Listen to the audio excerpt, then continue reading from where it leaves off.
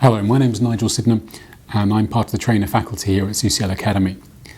In this session we're going to be looking at the topic of non-financial misconduct. And I have to admit I feel something of an imposter in that the sessions my colleagues have been presenting have focused on core elements of the senior managers and certification regime and its practical impact on firms. And yet I hope over the course of this session what we can see is that non-financial misconduct, although not a specifically SM&CR topic, will have a significant effect on the way firms implement the regime. I think it's fair to say in relation to non-financial misconduct that for many firms the wake-up call came in January of this year with the Dear CEO letter from the FCA to CEOs of insurance firms. The CEO letter was entitled Non-Financial Misconduct in Wholesale General Insurance Firms.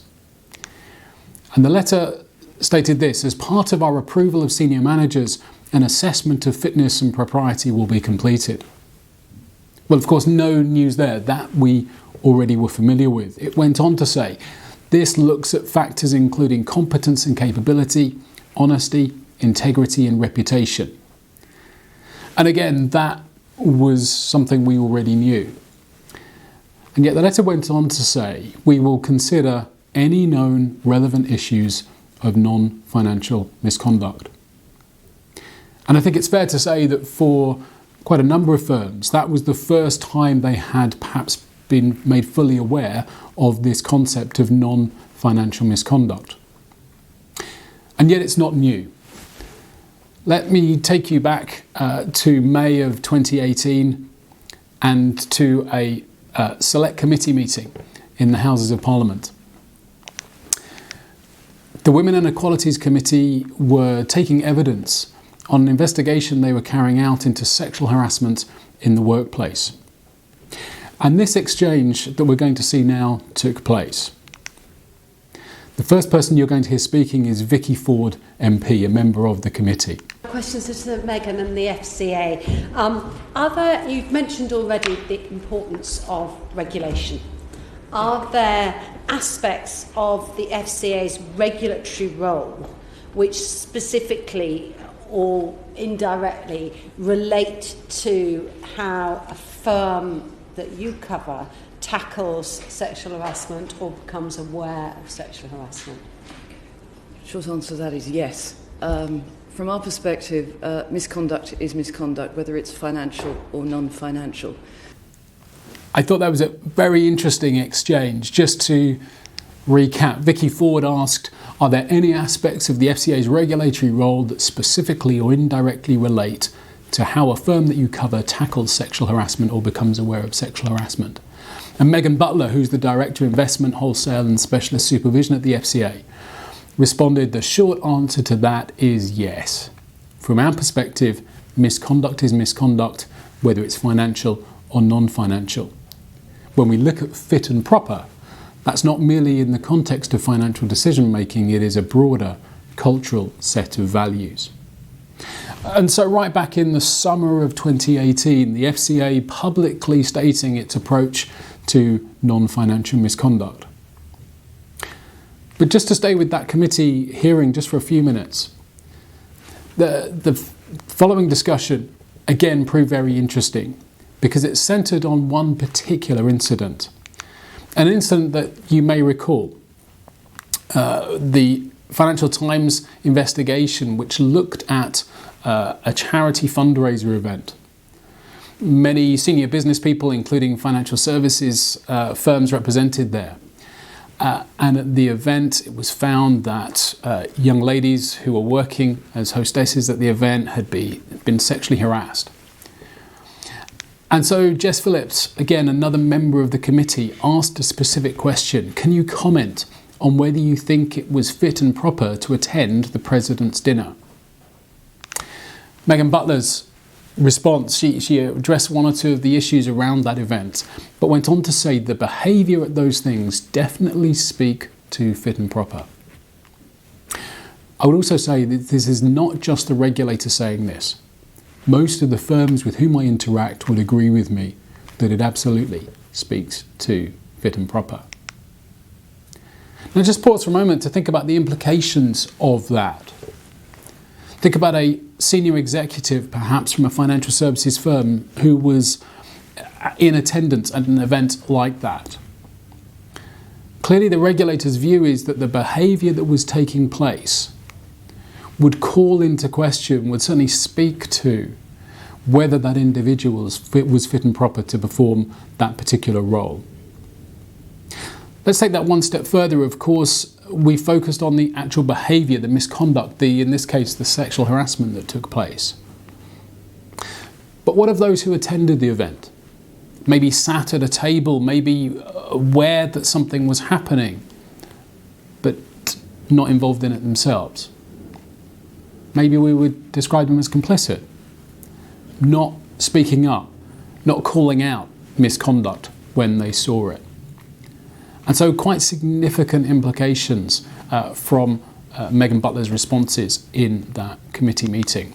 In a follow-up letter just 2 or 3 months after the hearing, Megan Butler stated this: "There have been instances where either we or a firm we supervise have found an individual not to be fit and proper on the basis of their non-financial misconduct, with the consequence that they were unable to take up or else continue in their role." I just want to highlight one point before we go any further, and that is that so far all of our discussion around non-financial misconduct has related to the concept of fit and proper. And in many ways that's not a surprise.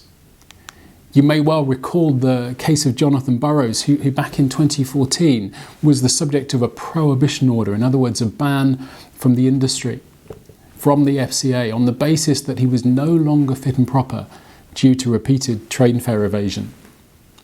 He had admitted that he had repeatedly evaded his train fares on his journey into London each day and did that knowing that it was against the law to do so. And the FCA's response was to conclude that he was not fit and proper. And so much of our conversation around non-financial misconduct tends to focus on that concept of fit and proper. But interestingly, Megan Butler in her letter went on to say sexual harassment and other forms of non-financial misconduct can amount to a breach of the FCA's conduct rules. Now, to be clear, the highlighting is mine, the bold text there, but I don't think I'm misrepresenting the sense of that statement. The point surely is that some instances of non-financial misconduct will breach the FCA's conduct rules, but not all. Now, just reminding ourselves of those conduct rules. And whilst perhaps there may be individual instances where particular conduct rules may apply or be more relevant, most, if not all, of the discussion that I've had with firms that I've been working with has focused on Conduct Rule 1. You must act with integrity. And whilst it may not apply in all cases, it certainly seems true that certain cases of non-financial misconduct could constitute a breach of Conduct Rule 1, the obligation to act with integrity. But I also want to just broaden out and pick up on a point that has already been alluded to, and that's the connection with culture. As many of you will know, the FCA in its business plan for this financial year referred to firms' culture and governance as one of its top cross-sector priorities. And we've seen that specifically in the rollout of the senior managers and certification regime to all firms from December of 2019. But we've also seen that focus on culture in a series of speeches and consultations, and most recently, indeed, just at the beginning of this month, in the FCA's latest discussion paper around culture and the focus on purpose within culture. Nausicaa Delphus, Executive Director for International at the FCA, in the summer of 2019 said this: "An emerging theme in the last year or so has been non-financial misconduct, such as serious personal misbehaviour, bullying, sexual discrimination or sexual misconduct in the workplace. This type of serious misbehaviour is toxic to a working environment and can lead to bad outcomes for customers, staff, stakeholders and the firm. in our view, tolerance of this sort of misconduct would be a clear example of a driver of unhealthy culture.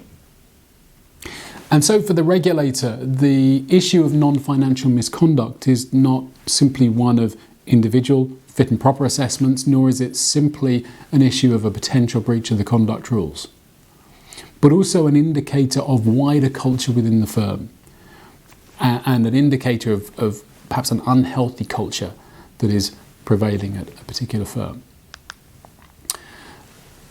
Having said all of that, I want us to take a moment or two just to think about some of the specific connections with the senior managers and certification regime, and particularly with the regulatory reference rules.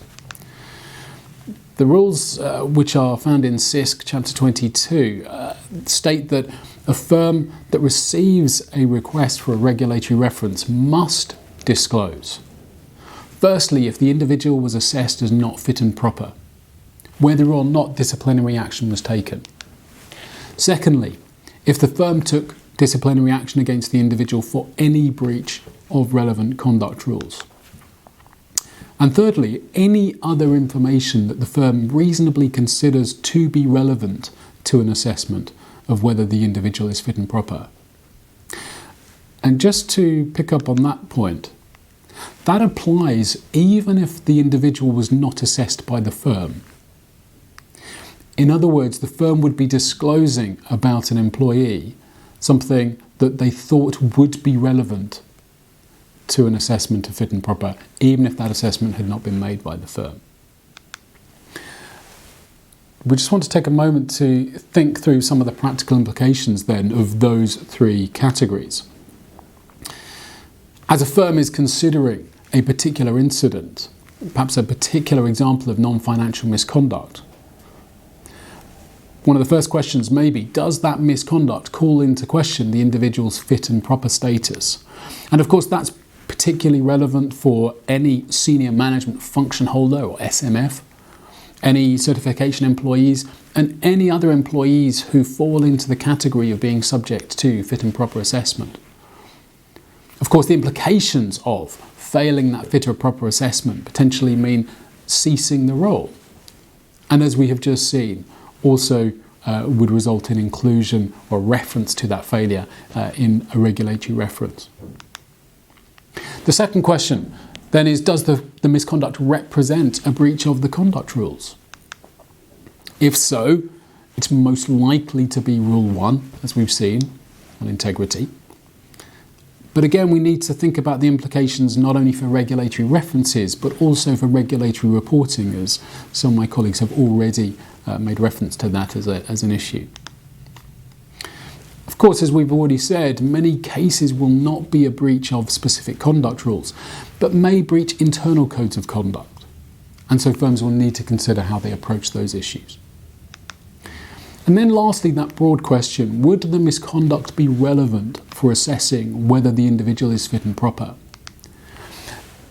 As with the other categories, this would apply to our SMFs, our certification employees, and any others who are subject to fit and proper assessment.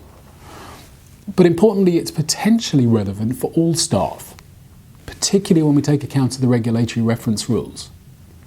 Let's imagine a simple scenario, perhaps a relatively junior employee who, it is alleged, has carried out some form of non-financial misconduct. The firm investigates and makes the decision, and it records that information on the individual's file.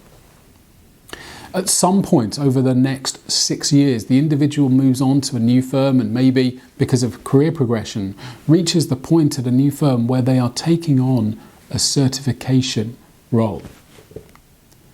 Under those conditions, the new firm is going to be requesting a regulatory reference, and the previous firm, as we've seen, is obliged to disclose any information that it holds that it would consider relevant to an assessment of fit and proper status.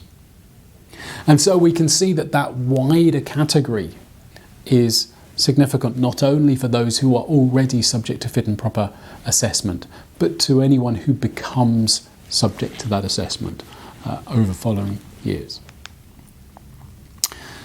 We also just briefly need to think about the management role in addressing non-financial misconduct. Taking us back to the Dear CEO letter that we saw at the beginning. That letter went on to say, in particular, a senior manager's failure to take reasonable steps to address non-financial misconduct could lead us to determine that they are not fit and proper. Now again, let's be clear on what we're saying here.